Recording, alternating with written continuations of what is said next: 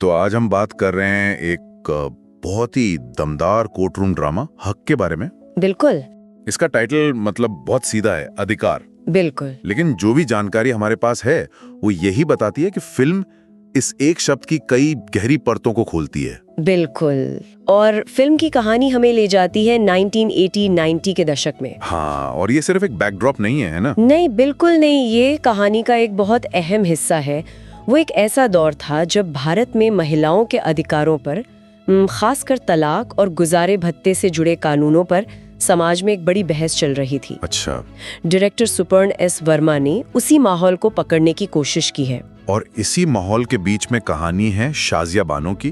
किरदार निभाया है यामी गौतम ने। जी। उसका पति अब्बास खान, जिसे इमरान हाशमी ने प्ले किया है, वो उसे छोड़कर दूसरी शादी कर लेता है और अपने इस फैसले को सही ठहराने के लिए धर्म का सहारा लेता है। और यहीं से आप कह सकते हैं कि फिल्म का जो असल संघर्ष है वो शुरू होता है। क्योंकि वो चुप नहीं रहती। बिल्कुल, वो चुप बैठने वालों में से है ही नहीं।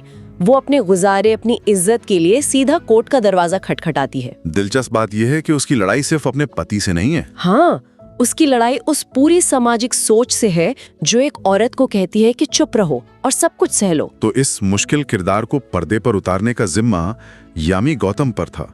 कैसा रहा उनका काम? देखिए, जितने भी रिव्यूज हैं उनमें एक बात तो कॉमन है, यामी गौतम का अभिनय।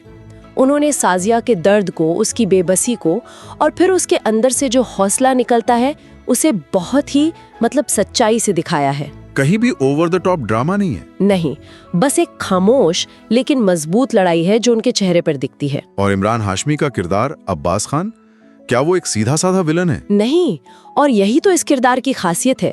वो एक विलन नहीं, बल्कि एक ऐसा इंसान है जो अपने बनाए हुए सच में यकीन करता है। मतलब वो मानता है कि वो जो कर रहा है वो सही है। बिल्कुल।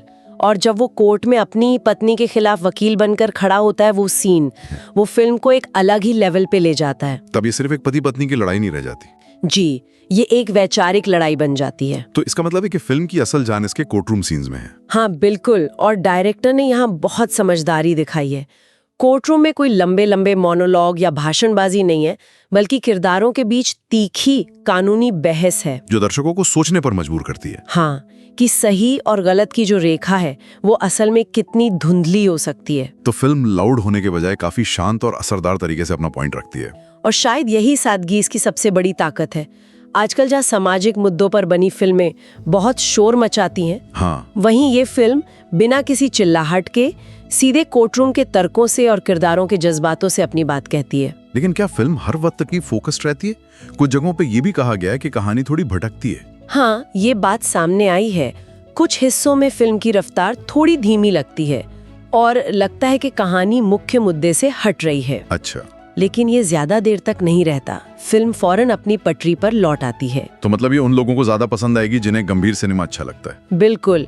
जो हल्की फुल्की कॉमेडी या एक्शन की तलाश में है, उन्हें ये शायद थोड़ी भारी लग सकती है। और एक और बात जो सामने आई है वो ये कि फिल्म किसी का पक्ष नहीं लेती। सही कहा। ये सिर्फ शाजिया की कहानी ही नहीं दिखाती, बल्कि ये भी समझाने की कोशिश करती है कि अब्बास जैसा किरदार ऐसा क्यों सोचता है। जी, और यही बात कहानी को एक तरफा होने से बचाती है। तो आखिर में फिल्म हमें एक बहुत जरूरी सवाल के साथ छोड़ जाती है ना। कहानी 80s और 90s के दशक में सेट है। हाँ, और उस दौर की कानूनी और सामाजिक लड़ाइयों को दिखाती है।